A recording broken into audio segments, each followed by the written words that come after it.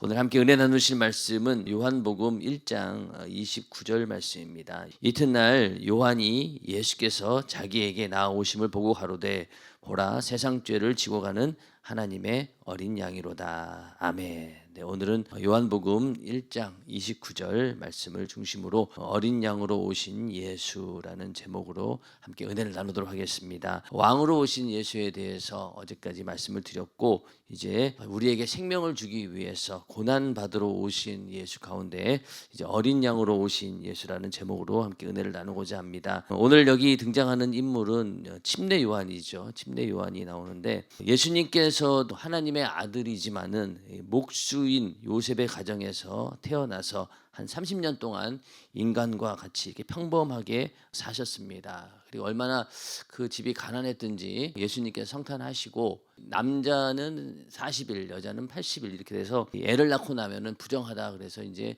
여자들이 나중에 그 기간이 다 차게 되면은 제사를 드립니다. 그런데 이 예수님의 집안이 얼마나 가난했든지 웬만하면은 하나님 앞에 드리는 거니까 양을 잡아서 드릴 텐데 그 정도 형편이 안 된 거예요. 그래서 비둘기를 잡아서 드릴 정도로 굉장히 가난한 그런 집에서 이렇게 예수님께서는 태어나셨습니다.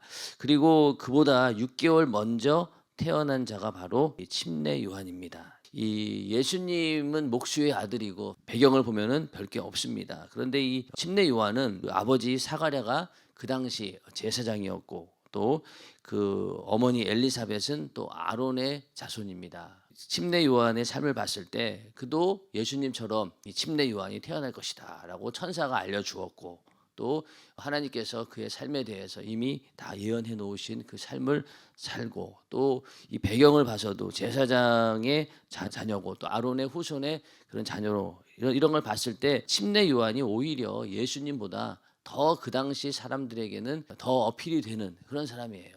여러 가지 배경이라든가 상황을 봤을 때 침례 요한이 저 사람이 그리스도가 아닌가라고 할 정도로 많은 사람들의 주목을 끌었습니다. 왜냐하면은 400년 동안 말라기 선지자 이후로 하나님의 음성이 끊어진 상태였어요. 선지자로 인해서 하나님 말씀을 듣고 이 이스라엘 백성들은 살아왔는데, 이 말라기 선지자를 끝으로 하나님의 목소리를 들을 수 없는 그런 상황 가운데서 400년간의 그런 침묵 가운데 회개하라 천국이 가까웠느니라 이렇게 외치는 침례 요한을 보고 사람들이 얼마나 반가워했겠으며, 또 그 사람을 보기 위해서 엄청나게 많은 사람들이 모여들었습니다. 그리고 물속에 들어갔다 나오는 그런 침례를 주면서 회개를 촉구하는 그런 모습, 또 광야에서 아주 경건한 그런 삶을 살고 있었기에 이런저런 상황을 봤을 때 오히려 침례 요한이 더 그 당시 사람 유대인들에게는 내가 그리스도라고 해도 아마 다 믿었을 거예요. 그 정도로 침례 요한은 굉장히 영향력이 있던 그런 사람이었습니다.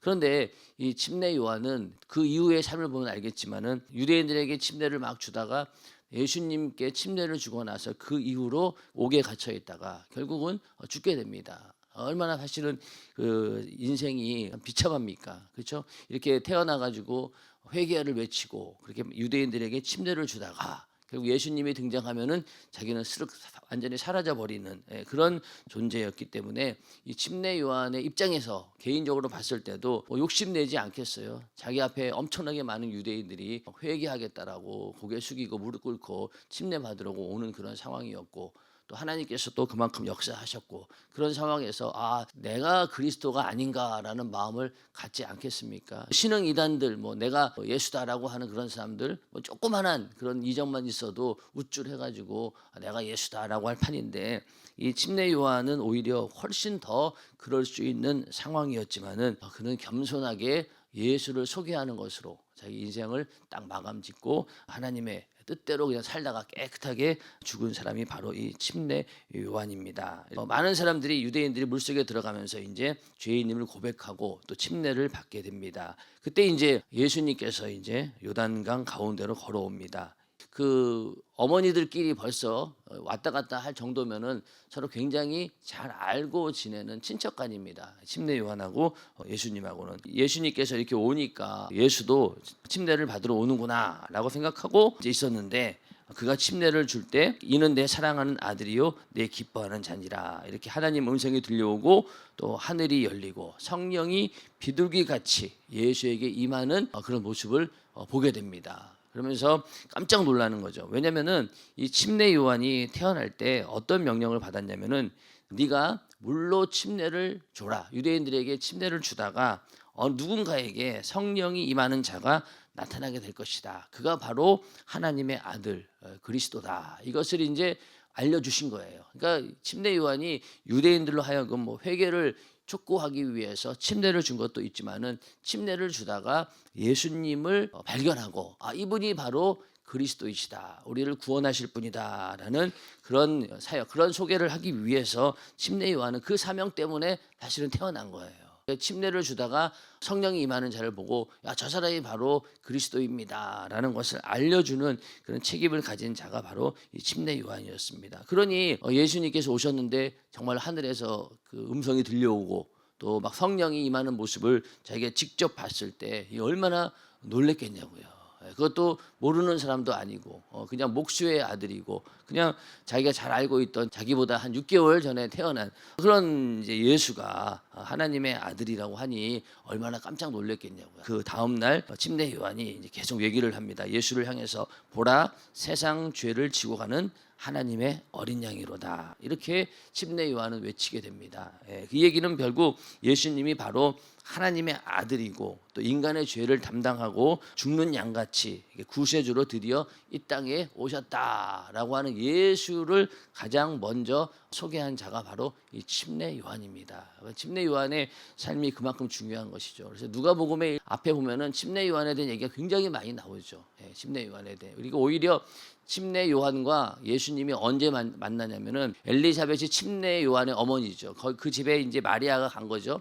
마리아가 갔는데 그 마리아의 뱃속에 있던 예수를 보고 그 엘리사벳 안에 있던 침례 요한이 막 뛰어노는 거예요. 그게 뭐냐면은 침례 요한이 예수님을 그렇게 만난 거죠. 뱃속에서 서로 만난 거예요. 그렇게 해서 침례를 주다가 이제 예수님을 알리는 그 사명을 다하고 이제 침례 요한은 그것으로 이제 생을 마감하게 됩니다. 참 보면은 안타깝죠. 그렇지만은 거기까지인 거예요. 그래서 자기가 나는 예수를 알리는 광야에 외치는 소리다 이렇게 말씀을 하고 있죠. 그러나 예수님께서는 말씀이 육신이 되어 오신 분입니다. 예수님께서 하시는 그 말은 침례 요한은 소리에 불과하지만은 예수님께서 하신 말씀은 하나님 말씀이라는 거예요. 완전히 다르다는 거예요. 자기는 회개를 외치고 또 똑같이 천국을 소개하는 것처럼 보였지만은 나는 그저 예수를 전하는 하나의 소리에 불과하지. 그러나 내 뒤에 오시는 분은 바로 말씀이 육신이 되어 오신 분이다. 그가 하시는 말씀은 그 말씀 자체가 곧 하나님이시니까 그 정도의 권위가 있는 분이다라고 예수를 소개하고 안내하면서 예수님을 보여주는 하나의 어떤 손가락에 불과한 거죠. 손가락에 불과합니다. 저분이 바로 예수님이다라고 가리키는 손가락에 불과한 거예요. 이정표에 불과한 겁니다. 자, 근데 오늘날 유명한 목회자들 또 많은 사람들에게 영향을 주는 그런 목회자들이 예수를 소개하는 이 침례 요한처럼 하나의 소리에 불과하고 손가락에 불과한데도 불구하고 사람들은 그걸 보지 않아요. 그 목회자를 바라보게 되죠. 그래서 그분을 마치 예수님처럼 받들어 모십니다. 그러나 엄밀히 따지면은 아무리 영향력이 있고 많은 사람들에게 복음을 전하는 그런 목회자를 할지라도 하나의 손가락에 불과하고 이정표에 불과하고 소리에 불과한 거예요. 그런데 어떻습니까? 점점 사람들이 자기를 주목하게 되고 인기가 높아지고 또 많은 사람들에게 하나님의 살아계신 역사를 나타내고 보여주다 보니까 우쭐해서 자기가 마치 예수인 것냐 그렇게 오해하며 착각하며 사는 사람들도 있다는 겁니다. 그래서 우리는 항상 예수를 바라봐야 되는 것이지 다른 걸 바라보면 안 됩니다. 교회에서도 여러분들 성도들끼리도 시험 들 수 있어요. 또 목회자에게도 시험 들 수 있습니다. 왜냐하면 기대하는 바가 크니까 우리 목사님은 절대로 뭐 이런 분일 거야 뭐 이런 분일 거야라고 한창 기대하고 있다가 만약에 그렇지 않는 상황에 부딪혔을 때 그때 시험에 듭니다. 또 목회자들 입장에서는 어떻습니까? 하나님 말씀을 전하는 것이 한계가 있지요. 한계가 있어요. 인간인지라. 사실 저도 매일마다 이 새벽 예배에 말씀 전하는 게 사실 너무 힘듭니다. 왜 힘드냐면은 성도들이 과연 이 말씀을 듣고 은혜를 받을까? 거기에 대한 그 생각 때문에 엄청나게 고민스러워요. 아주. 내가 과연 전하는 말이 은혜를 받을까? 여기는 앉아 계신 분들은 아주 은혜 받으려고 작정하려고 앉아 있는 것 같아요. 오늘은 어떤 말을 할까? 은혜스러운 말을 해야지, 안 그러면 가만히 안 둔다. 막 이런 눈으로 막 보는 것 같은 그런 중압감이 있습니다. 그러니 얼마나 이게 스트레스를 많이 받겠냐고요. 그래도 이 말이라도 잘하고 그런 사람이면 괜찮은데, 그렇지 않은 사람 입장에서는 정말로 이게 힘든 일이에요. 그것도 매일. 그래서 그러나 하여튼 하나님께서 세우시고 말씀을 전하라고 하니까 저는 말씀을 전하지만은, 하여튼 이렇게 우리는 예수를 전하는 하나의 소리에 불과하고 신호에 불과한 거예요. 그런데도 사람들은 자꾸만 너무나 많은 것을 기대한다는 거예요. 그래서 여러분들 시험 들면 안 돼요. 목사님한테도 시험 듭니다. 담임 목사님한테도 시험 들어요. 첫 번째 제일 많이 시험 드는 게 뭐예요? 말씀에 은혜 안 된다고 시험 들어요. 그렇잖아요. 이 시대에 뭐 200년 만에 한 번 나올까 말까 한 그런 뭐 시대적인 영적인 거성이다라고 막 그렇게 많은 분들이 인정하고, 또 실제 그렇게 삶을 살고 계신 윤석재 목사님의 설교를 듣고도 은혜가 안 돼, 그러고 시험 드는 사람이 있는데, 저 같은 사람이 설교하는 것에 대해서는 오죽하겠냐고요.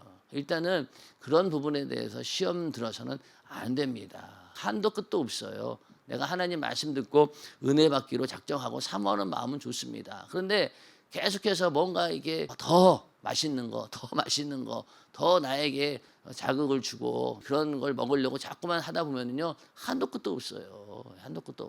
그러다 보니까 많은 사람들이 그냥 뭐 여기저기 유튜브에서 이 목사님 설교 듣고 저 목사님 설교 듣고 그런다고 여러분들 그 영적인 만족함이 채워지든가요? 아닙니다. 절대 안 채워져요. 오히려 그냥 그 교회에서 열심히 충성하시고 내가 받은 은혜를 더 다른 사람들에게 나눠주려고 할 때 오히려 우리에게 은혜가 넘치는 것이지, 계속 받기만 하면요, 언젠가는 한계가 옵니다. 그리고 다 소화하지도 못해요. 하나님 말씀 듣고 이거 다 소화합니까? 못하죠. 저도 여기 와가지고 처음에 율법과 복음에 대해서 했죠. 성막에 대해서도 했어요. 사실은 성막에 있는 내용만 다 확실히 알고 내 몸에 익힌다고 해도 직분자로서의 삶이 거기에 다 들어있거든요, 사실은.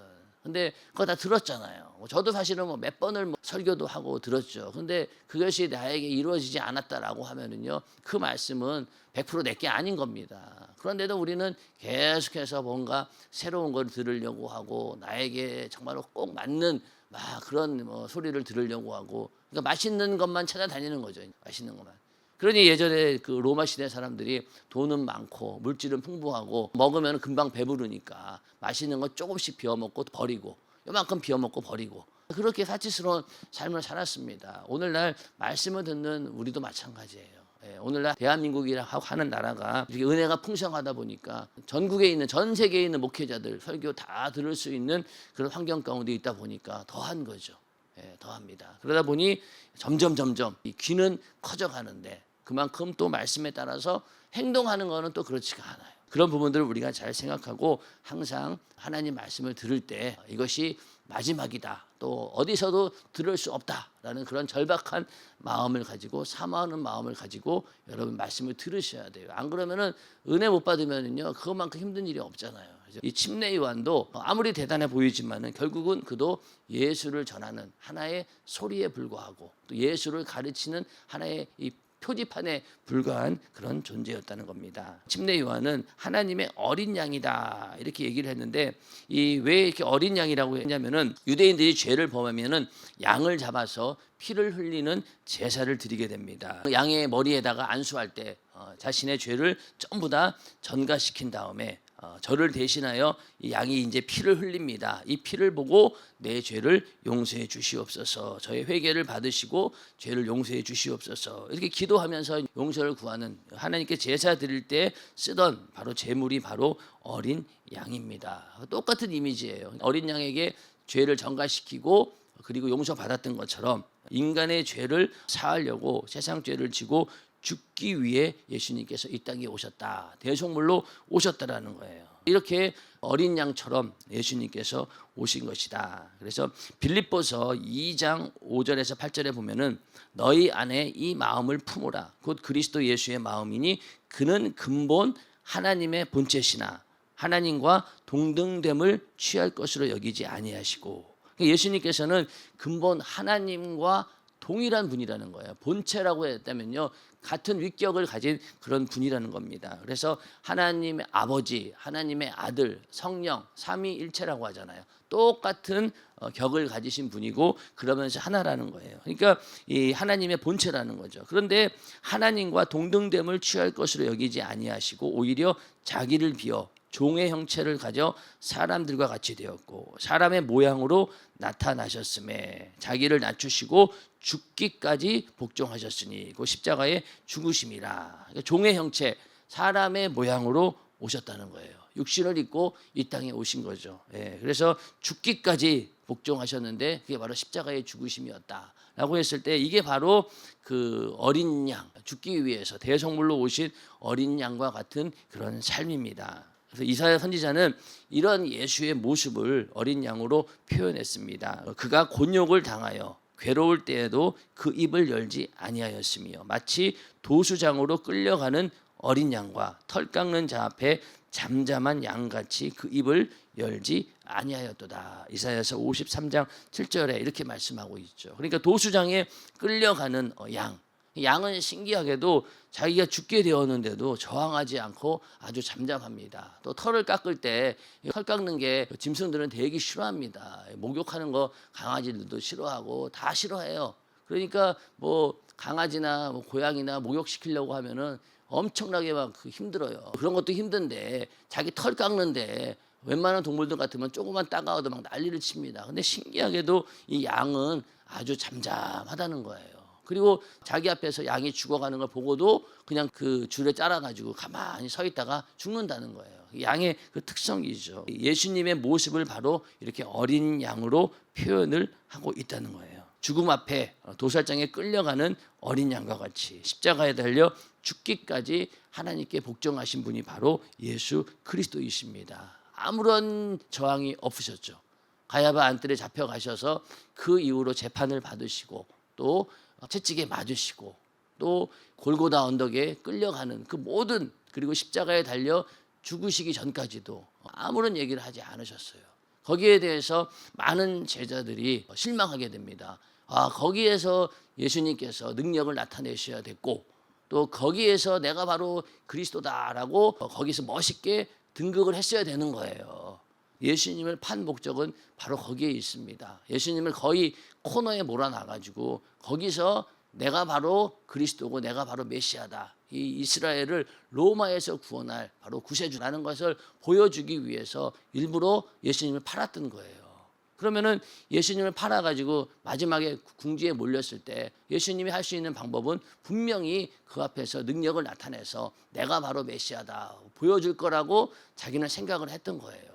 만약에 그 유다가 돈만 목적이었다라고 하면은 자살할 필요가 없잖아요. 은 30 받고 그냥 그거 가지고 멀리 가서 잘 먹고 잘 살면 그만인데 그는 돈만이 목적이 아니었던 거예요. 물론 돈도 탐을 냈겠지만은 근본적으로는 예수를 그런 식으로 정치적인 무대에 등장시키려고 수를 쓴 겁니다. 근데 예수님께서 기대한 거는 달리 아무런 말도 하지 않고 저항도 하지 않고 변명도 하지 않고 그 전까지만 해도 바리새인들과 서기관 앞에서 얼마나 당당하게 말씀을 하셨습니까? 막 독사의 자식들아 하면서 그냥 막 거의 욕을 퍼붓다시피 하면서 강력하게 나갔던 그런 분이 가야바 안뜰에 잡혀오신 이후부터는 아무 말 하지 않고 침묵으로 일관하는 모습을 봤을 때 제자들이나 많은 사람들이 엄청나게 실망을 한 거예요.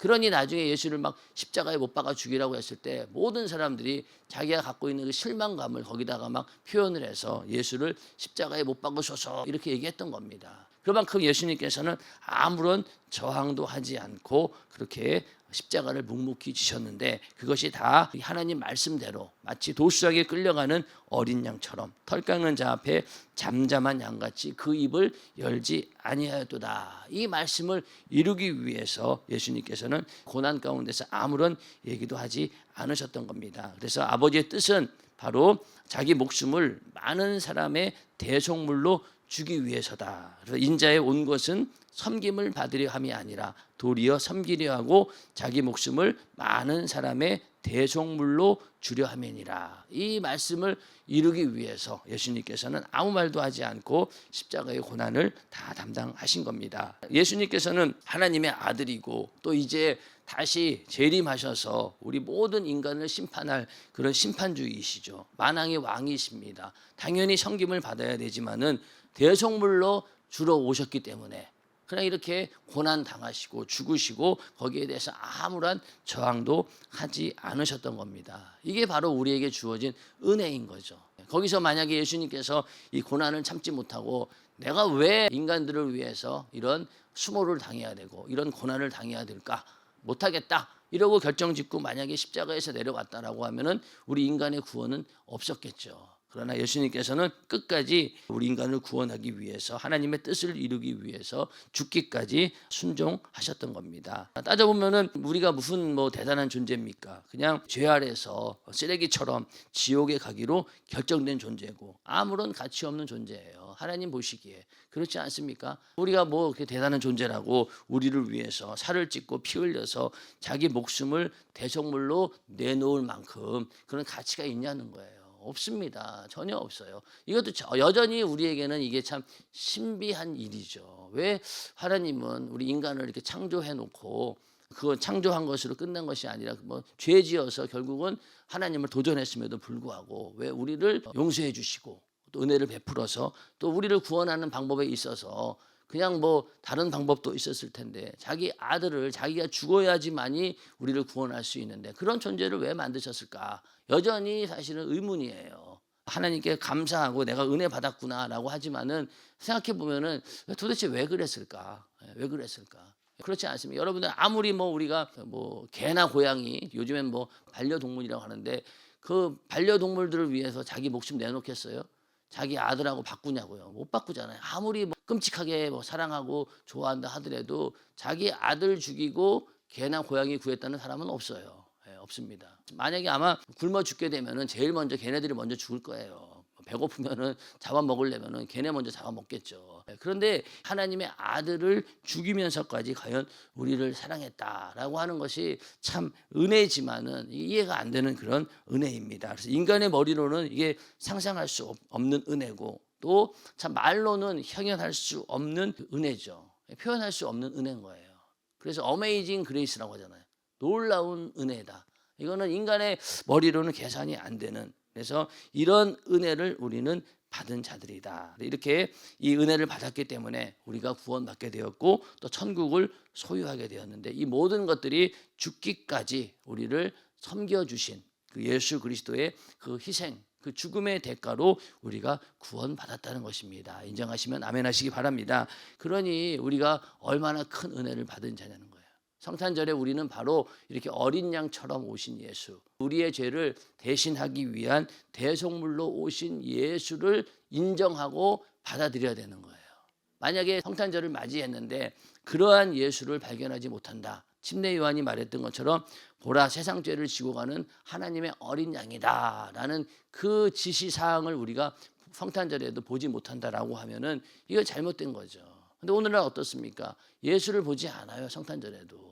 딴 데 정신 팔려가지고 그냥 육신의 쾌락을 쫓고 분위기에 휩싸여가지고 흥청망청 거리고 있지, 실제로 성탄절에는 뭘 봐야 되는 거예요? 예수를 보고 또 예수를 만나고 내 안에 모셔야 되잖아요. 근데 사람들은 그걸 보지 않습니다. 그냥 흥청망청 분위기에 휩싸여가지고 성탄절의 진정한 의미도 모르고 또 그 목적도 모르고 그냥 그러고 사는 거예요. 또 예수 믿는다라고 하면서도 교회에서 성탄절을 보낸다라고 하면서도 과연 성탄의 의미를 제대로 알고 내 안에 그 성탄의 목적을 이루려고 하는 그런 간절한 마음으로 과연 예배 드리고 모이냐는 거죠. 근데 우리 교회는 어떻습니까? 모든 절기 때마다 예수의 고난과 예수의 피 또 예수의 죽음, 이게 절정을 이룹니다. 성탄절은 더하죠. 그래서 우리가 감사 예배를 드리고 전 성도가 다 하나님께 찬양 올려드리는 일들을 하고 감사와 축제의 날로 우리 교회는 보냅니다. 이게 맞는 거죠. 근데 사실은 감사와 축제의 날이긴 하지만은 한편으로는 나 때문에 예수님께서 죽으셨구나라는 그런 마음이 있다 보니까 기쁜 마음으로 성탄을 보내긴 하지만은 그 한편으로는 예수님의 죽으심 그 고난 때문에 내가 이렇게 살아났는데 참 염치 없지만은 그래도 감사하다. 이런 마음으로 우리는 성탄절을 맞이할 수밖에 없는 겁니다. 그냥 마냥 기쁘다 구주 오셨네라고 막 즐거워할 수만은 없는 거예요. 그래서 우리 교회에서 성탄절만 되면은 다른 데서는 기쁘다 구주 오셨네 막 그러고 막 즐겁게 막 찬양을 하는데 우리 교회는 성탄절 당일 되면은 갑자기 어린 양 예수 이 찬양을 막 부르니까 모르시는 분들은 얼마나 당황스럽겠냐고요. 이거 성탄절은 막 기쁘다 구주 오셨네 이런 게 있어야 되는데 갑자기 막 눈물을 흘리면서 어린 양 예수 막 십자가에 막 고난 거 이런 걸 이렇게 얘기하니까 이게 뭐 성탄절과 과연 맞나? 근데 그게 맞아요. 그렇지 않습니까? 죽으러 오셨는데 거기서 그냥 철없이 기쁘다 구주 오셨네 그렇게만 있을 수가 없는 거예요. 말씀을 알고 보면은 그렇지 않습니까? 그래서 오늘 이 말씀처럼 성탄절은 예수님께서 자기 목숨을 주고 인류를 나를 구원하려고 오신 날입니다. 그러면은 먼저는 그 성탄의 목적을 내가 알아야 되고 그러니 내가 먼저 구원받아야 돼요.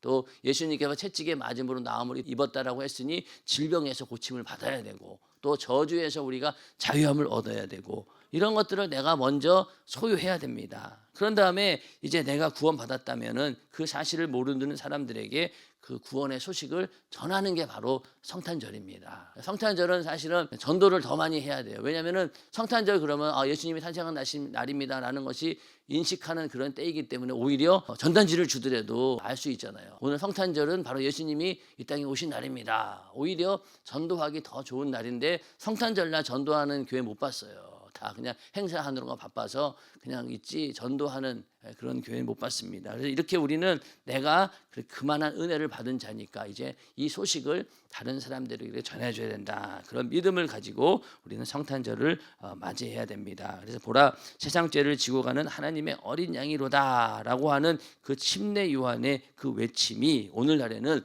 십자가에 달려 피 흘려 우리 죄를 해결하고 죄와 사망과 지옥에서 우리를 구원하여서 영생과 천국을 부여하신 어린 양 예수를 보라. 이게 바로 우리에게 외치는 소리입니다. 그 소리를 우리는 들은 자고 또 그 예수를 내 안에 모신 자들입니다. 이제 그 예수를 내가 모셨다라고 하면은 다른 사람들에게도 이 소식을 전해서 모든 사람들이 예수를 바라보고 또 예수를 만나게 하는 그 일을 우리가 다 감당하시기를 주님의 이름으로 축원합니다.